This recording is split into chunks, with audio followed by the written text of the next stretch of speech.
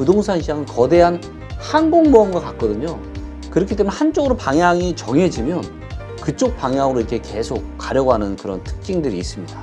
지금 이제 매수 타이밍에 대한 부분들을 힌트를 좀 드리자면, 자, 지금은 다주택자들이 부동산 시장에 가격이 떨어져도 부동산 시장에 들어올 수 있는 메리트가 없어요. 근데 이번에도 저는 그런 비슷한 일이 생길 거라고 데이터로 저는 판단을 좀 하고 있고요. 어때요? 근데 나중에 최종적으로 보면 우리 보통 그 강남이 그래도 덜 빠지나요? 아니면 나중에 결국은 다 비슷비슷한 비율로 다 빠지나요? 비슷비슷하고요. 오히려 강남이 더 많이 떨어질 때도 있었습니다. 아, 그래요? 네. 그러니까 여기 이제 데이터를 보면 여기 이제 랭킹에 들어가면 이제 그 최대 가격 하락률이라고 하는 데이터를 만들었는데요. 지난 20년 동안에 서울에서 어디가 제일 많이 하락했는지를 데이터로 보여드리겠습니다. 자, 이제 보시면 지난 20년 동안 데이터로 가장 많이 빠진 곳이 어디냐면 강남구고요. 강남구가 15%, 그 다음에 양천구가 14%. 그래서 지난 20년 동안 서울에서 구 기준으로 가장 많이 하락한 곳은 여러분들이 믿기시지 않으시겠지만 강남이었다. 그러니까 지금 이렇게 빠질 때 강남은 괜찮을 거야 라고 생각하고 들어가도 안 된다. 안 된다. 더군다나 지금 강남 같은 경우는 내년과 내후년에 입주 물량이 상당히 많아요. 그래요? 강남에 그렇게 신규 아파트가 있나요? 아, 네. 이것도 뭐 데이터로 바로 보여드릴 수 있는데요. 땅이 없을 것 같은데. 지을 땅이. 자, 보시면 이제 요게 이제 강남구의 입주 물량 데이터입니다. 그래서 보시는 것처럼 23년이 4,700세대, 24년이 7,000세대가 조금 넘게 지금 대기를 하고 있어요. 네, 그래서 이제 합하면은 한 12,000세대 가까운 지금 입주 물량이 강남에만 앞으로 2년 동안 집중이 됩니다. 아, 근데 또 그 얘기는 네. 그 12,000명의 그러니까 집주인들은 네. 들어가기 위해서 네. 지금 어디선가 전세를 살고 있을 거 아니에요? 근처에서 보통은 직장과 관련된 곳이니까. 네.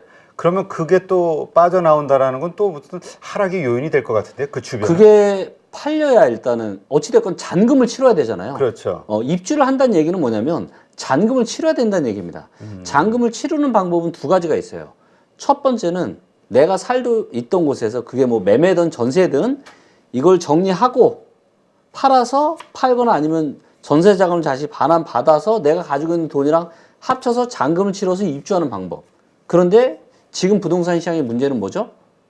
기존의 부동산이 팔려요, 안 팔려요? 안 팔리죠. 안 팔리죠. 이게 안 팔리면 이 안 팔리는 돈은 전부 다 묶여 있는 돈이에요. 그러면 방법은 뭐밖에 없죠?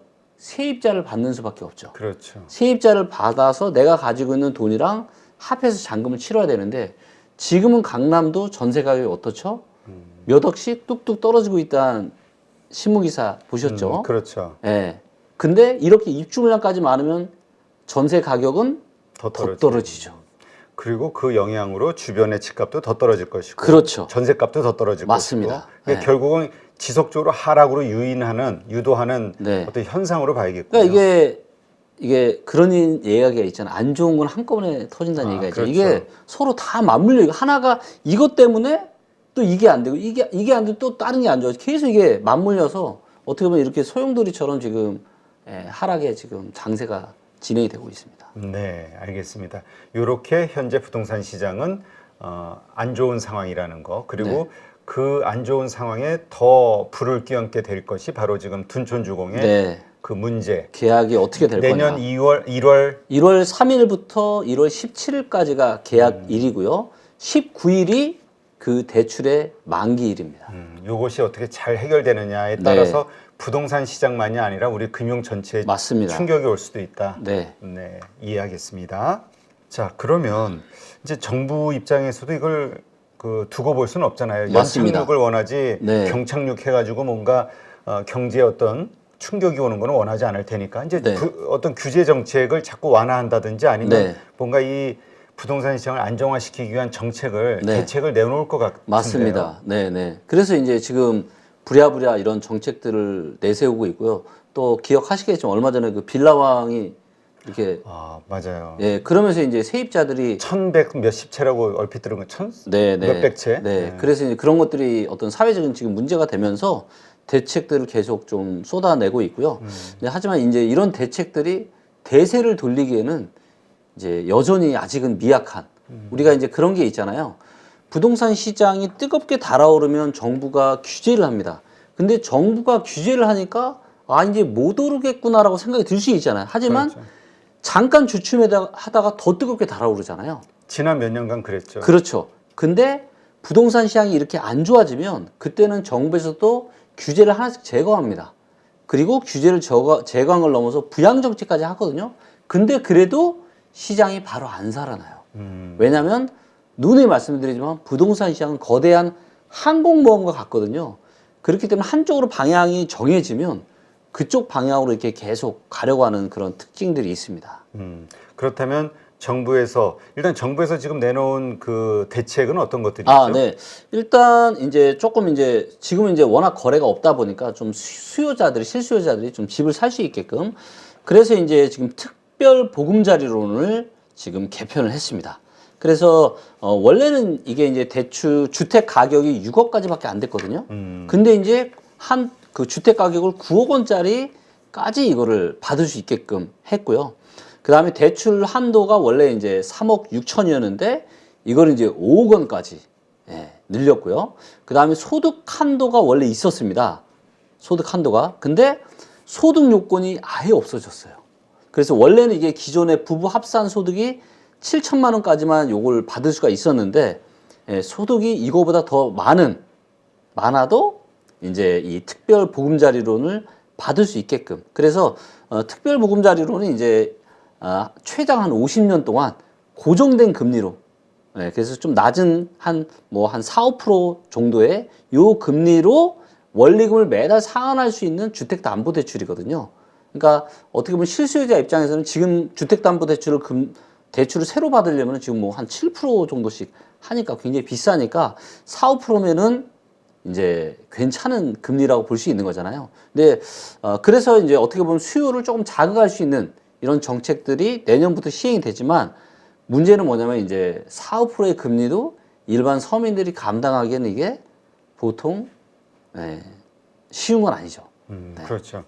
근데 이제 문제는 저것이 그러니까 말씀하신 대로 집값이 곧 오를 거라고 생각이 되면은 좋은 기회라고 그렇죠. 생각될 수 있는데 맞아요. 하락이라고 생각된다면 저런 조건에도 들어갈까라는 의문점은 생기거든요. 자칫 잘못했다가는 내 인생을 최장 50년 담보로 50년이면 그러네. 왜냐면 대출액이 크니까. 그렇죠. 그럼 50년이면은 30세에 결혼해서 30세에 대출 받아도 80세까지 갚아야 되는 거예요. 그러니까 이게 참 만만한 건 아닌 것 같습니다. 그래서 어떤 전문가분은 그런 얘기 하시더라고요. 그 정부에서 어떤 대책을 내놨을 때 거기에 혹시나 그 기대감을 가지고 부동산을 사고 나면 정말 돌이킬 수 없는 실수 후회를 하게 되는 거라고. 네, 맞습니다. 주식으로 따지면 이제 데드캣 바운스에 매수하는 거랑 똑같은 거죠. 그러니까 결국은 정부의 의지와 정부의 대책은 상관이 없다. 이 하락세를 막는 데는. 상관은 있지만 이 정도의 정책 가지고는 이 싸늘한 시장을 다시 되피기에는 아직은 힘들다라는 거죠. 훨씬 더 강력한 정책들이 나와야 됩니다. 그러면 그런 정책들이 나오면 다시 돌아서기는 해요? 다시 돌아섭니다. 그러니까 왜냐하면 지금 어쨌건 집을 사야 되는 분들 혹은 내가 언제까지 참아야 되나 어쩔 수 없이 작년에 연끌하신 분들은 정말 어쩔 수 없이 정말 힘들 거예요. 네, 맞습니다. 정말 힘들 텐데 내가 언제까지 견디면 다시 턴을 할 수 있을까에 대한 예상을 할 수 있다면 버틸지 아니면 일찍 포기할지 이런 것들이 나오잖아요. 맞아요. 또 매수하실 분들도 매수 시기를 잘 잡을 수가 있고 그 매수 타이밍 어떻게 잡아야 되죠? 지금 이제 매수 타이밍에 대한 부분들을 힌트를 좀 드리자라면 제가 원래 이제 올해 초에 출간한 세 번째 책에서는 2027년 정도가 바닥이 될 거다라고 제가 전망을 한 바가 있는데 제가 뷰가 중간에 올해 중순에 바뀌었어요. 그 바뀐 이유는 뭐냐면 저 역시도 금리가 올라갈 줄은 알았지만 이렇게 급격하게 올라갈 줄은 몰랐거든요.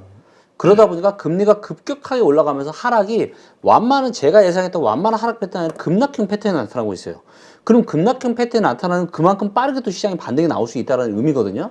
그래서 지역마다 다르긴 하겠지만 정말로 빠른 지역은 2023년 말부터 저는 어느 정도 진정의 기미가 보일 것 같고, 수도권, 서울이나 수도권 같은 경우는 2024년 중후반에서 2025년 어느 정도면 이제 지금과 같은 이런 어떻게 보면 지금 심각한 상황들은 거의 끝나고 아마 파도가 상당히 잔잔해지면서 언제라도 다시 또 상승으로 돌아서는 거에 대한 이런 탐색이 이루어질 것 같습니다. 그렇다면 네. 이제 물론 2023년 이렇게 말씀을 하셨지만 네. 그 근거가 궁금해요. 왜냐하면 그냥 그 말만 듣고 네. 내가 어떻게 우리 김 대표를 믿죠? 그렇죠. 네, 맞습니다. 우리가 나도 못 믿겠는데 누구를 믿어? 네. 그러니까 그 말보다는 왜 그렇게 생각하시는지에 대한 근거, 네. 그거를 보여주시면 좋습니다. 정확한 근거를 제가 보여드리겠습니다. 일단 저는 바닥이 어디서부터 올 거냐? 저는 지방에서부터 먼저 바닥이 올 거라고 봅니다. 자, 지금 이제 서울 같은 경우를 보시면 네. 지금 이제 2017년, 18년 정도의 가격이 한 평당 한 2천만 원 정도 돼요. 2천만 원, 한 1,800, 2천 정도 됩니다. 지금이 이제 여전히 한 3천, 한 300 정도 하고 있는 거고요. 자, 그런데 지방을 보시면 예를 들어 경남을 한번 보겠습니다. 자, 경남은 어떻죠? 지금 2013년 10월 달부터 평당 한 650 정도에서 플러스 마이너스 한 50만 원 정도를 굉장히 오랜 기간 횡보를 하고 있었어요. 그리고 좀 올랐다가 지금 분위기가 안 좋으니까 덩달아 지금 떨어지고 있거든요. 자, 이 가격에서 조금만 더 떨어지면은 언제적 가격은 2013년 9월 달 가격입니다. 그러니까 많이 안 올랐었군요. 많이 안 올랐죠. 예. 많이 안 올랐었고요. 그래서 여기서 아마 지방도 더 떨어질 겁니다.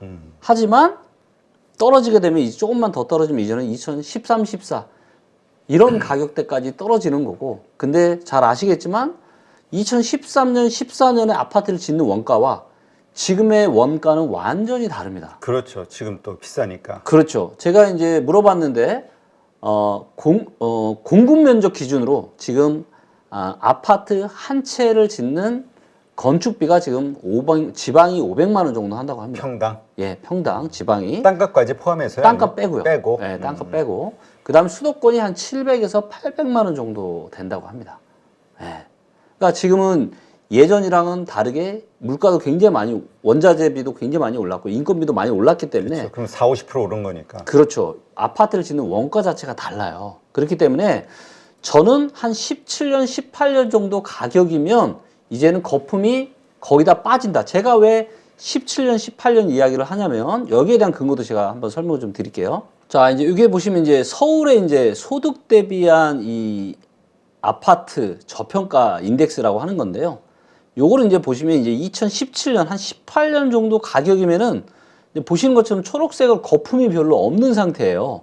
근데 지금 이제 굉장히 많이 높죠. 그래서 가격이 한 17, 18년도까지 빠지면 거품이 거의 없어진 거 아닌가 그렇게 좀 보고 있고요.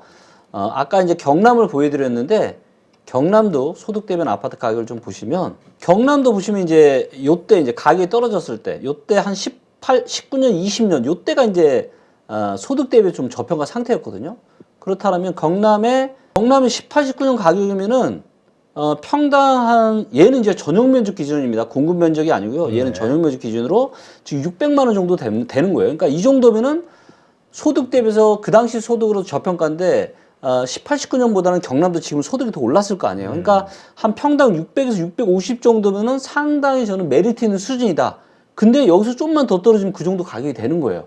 그래서 저는 앞으로 1년 정도 후면은 지금 요만큼 떨어졌으니까 앞으로 1년 정도 떨어지면 이 정도 될 거거든요. 그러면 경남, 그 다음에 또 그런 데가 경북도 그렇고요. 보시면 이제 좀 오르다가 다시 지금 좀만 더 떨어지면 이 정도 한 450까지 내려오겠죠. 네. 그 다음에 이제 충남도 보시면 요때 이제 한 평당 한 550 정도인데 지금 벌써 평당 600 초반까지 떨어졌어요. 그렇기 때문에 지금 이제 분위기가 안 좋아지니까 그간 별로 오르지 못했던 지방들도 덩달아서 떨어지고 있거든요.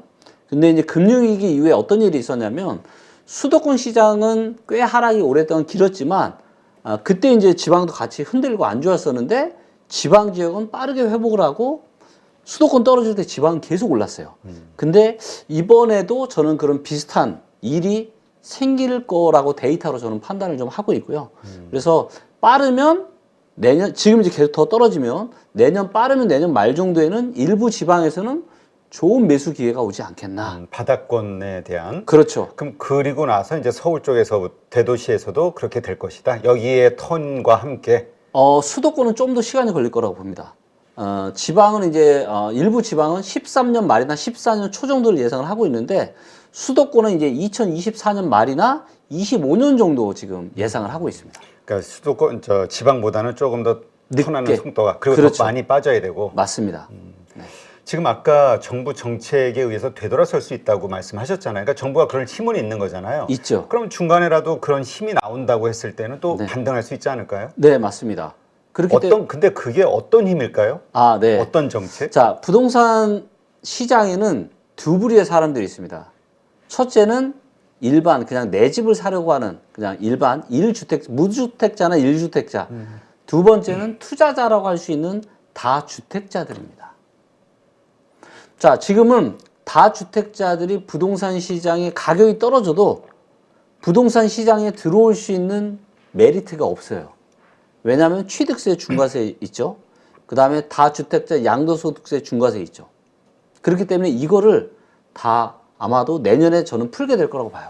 그래서 취득세 중과세도 풀어주고 일반과세로 바꿔주고 그 다음에 다주택자 양도소득세 중과도 풀어주고 그러면 일단 거기까지만 되면 일단은 투자자라고 할 수 있는 그런 사람들이 뛰어들 수 있는 기본 여건은 형성이 되는 겁니다.